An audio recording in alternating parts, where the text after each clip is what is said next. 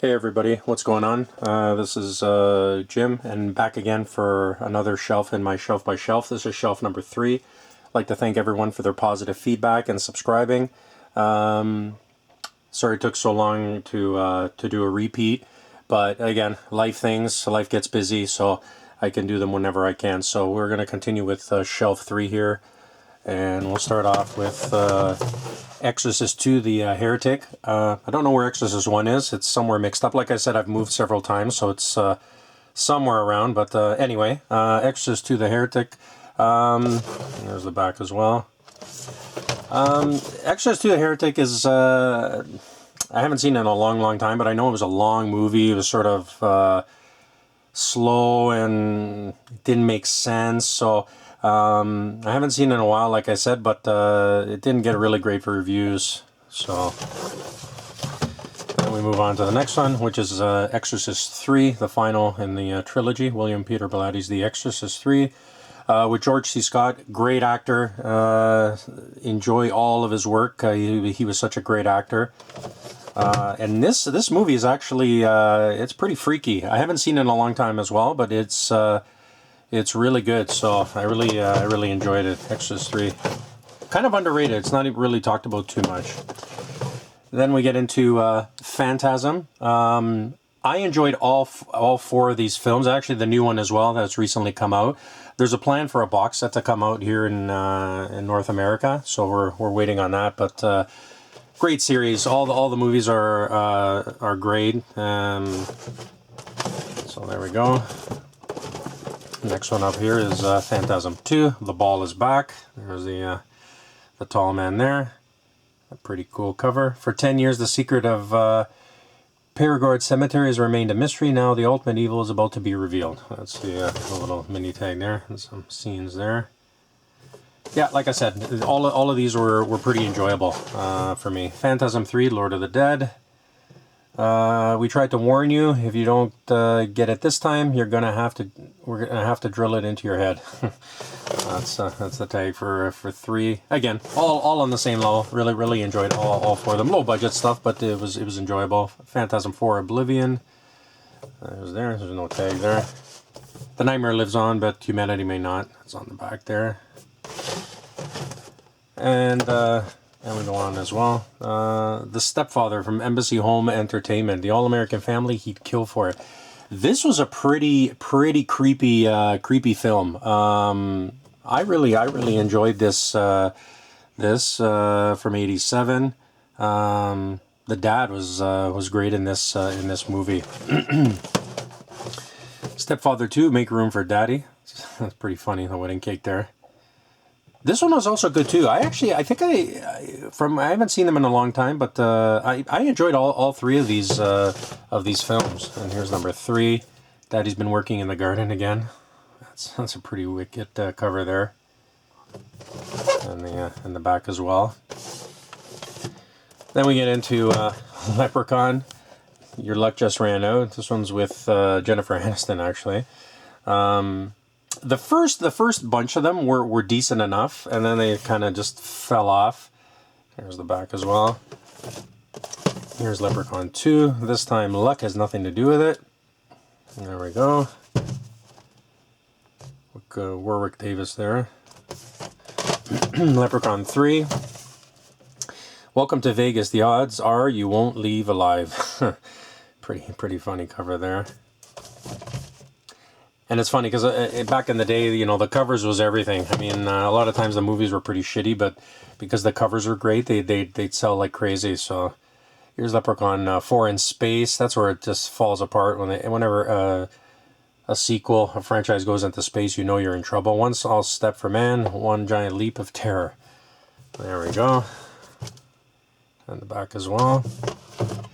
And last up of these ones, anyway. The rest I have on DVD, but. Leprechaun in the Hood. This one was pretty funny. Evil's in the House. Actually, this wasn't too bad. It wasn't too bad. It wasn't too bad at all. And then we move on to Fright Night. The covering just fell off there. from RCA Columbia. I used to like the RCA Columbia because they had the sealed case on both sides, and it was kind of, it would open from the one side here. It's pretty cool. I like these covers that were encased. Fright Night, classic movie. I remember watching this on the late night on the TV station, cut of course, but you know, I used to record it on VHS and watch it. This was fun growing up. This was one of the ones that's led me into the genre there and watching it. Cool cover there as well, and the back as well. Very good movie, very cool movie. Fright Night Part 2. The Suckers Are Back. That's a pretty cool cover. Do you have a taste for terror? In the back as well. This one was okay. It wasn't, again, I haven't seen these in a long time. Not as good as the first, but it is what it is. Anyway, Witchboard. This was actually a pretty good film. I really enjoyed this. This was creepy. This was pretty cool. Well done on this one from Cineplex Odeon Home Video and MCA Home Video in Canada here. And there's the back. I like this. I enjoyed this one. Witchboard 2. Cool cover there. Everyone's dying to play. I don't remember this one, so I can't really comment of it. I'm sure it wasn't as good as the first one. Witchboard 3, The Possession. Again, the ultimate evil is taking over body and soul. Haven't seen this one in a long time, so I don't remember it. Then we move on to Candyman, from the chilling imagination of Clyde Barker. Good movie, man. Actually, all three, I really enjoyed all three of them. They were pretty cool. There's the back here, and here we go with Candyman number 2, Farewell to the Flesh. Cool cover there, and the back as well. And the last one is Candyman 3, Day of the Dead with Tony Todd. Tony Todd is fun in these movies. Repeat his name 5 times if you dare. And here's the back. Like I said, good movies there. Then we move on to Prom Night, Jamie Lee Curtis. Prom Night, I liked it at the time. I remember it was pretty cool. A lot of people don't like it. I don't remember it. I haven't seen a lot of these movies in a long time, but I thought it was cool at the time. I remember this scene with the head on the floor of the stage or whatever. That was pretty funny. With Leslie Nielsen as well. 80s cheese. Hello, Mary Lou, Prom Night 2, 1957. Mary Lou Mahoney went up in flames. Now she's back and she's burning mad. So, there's one. Again, I think they dropped off after the first one, definitely. And there's Prom Night 3, The Last Kiss, Dying for a Good Time, Call Mary Lou. So that's the cover for that one. Again, I don't remember this one. Last one up is Prom Night 4, Deliver Us from Evil. There's the picture there, and the blood stains are all over the back cover. Then we move on to Alligator. I believe 1980 or 79. I don't remember what year was that. 80. I think it was 80. This was a cool movie, man. I really enjoyed this one. This one was cool. It had a little bit of funniness too. Some laughs in there too. Good movie. Alligator 2, The Mutation, not as good, of course. The Balance of Nature has been tipped to terror. Wasn't as good. I remember it wasn't as good. Here's the back there. Next up, randomly amongst my series and my franchises is Rosemary Baby, classic horror film, 68 I believe, with Mia Farrow. This was a really good movie, man. Really enjoyed that one. Then we get into the Sleepaway Camp. Actually, we'll start backwards. I don't know. I guess I had the clamshell because it's along the edge there. Sleepaway Camp, a nice place for summer vacation, a perfect place to die, from Media Home Entertainment. This was the famous cover, really cool cover with the letter that was that's written there. And here's the back as well. And the letter stops there, and there's blood stains, so that's pretty cool, wicked cover back in the day. Sleepaway Camp. To be honest, the movies were all okay. The first 3 were decent enough.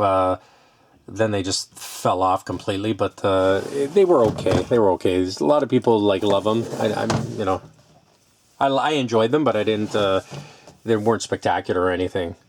The next one here, when you go camping, just take the essentials there. I got Freddy's glove and Jason mask and so forth. And the chainsaw, of course, in the bag. Sleepaway Camp 2, Unhappy Campers with Pamela Springsteen, Bruce Springsteen's sister. Again, these were okay. These were okay. Some of the kills were just ridiculous and silly, but whatever. And last up for this shelf number 3, she's back to slash last year's record, Sleepaway Camp 3 Teenage Wasteland. Just went for pure comedy here. Pretty cliched characters. Cool cover though. And there's the back as well. Cool kills. You know, they're okay. Some of them hit and miss. This series was hit and miss and stuff. I wish it was a little bit more serious, the series on a whole, but what are you gonna do? Anyway, guys, that's it for me. That's shelf number 3. Thanks for watching and subscribing, and thanks for the comments as well. Really appreciate that. A lot of people that collect VHS and have collections, and you know, and they've commented below, so I appreciate that. It's nice to reminisce, and that's why I've decided to do these. Anyway, guys, take care, and we'll see you at shelf number 4.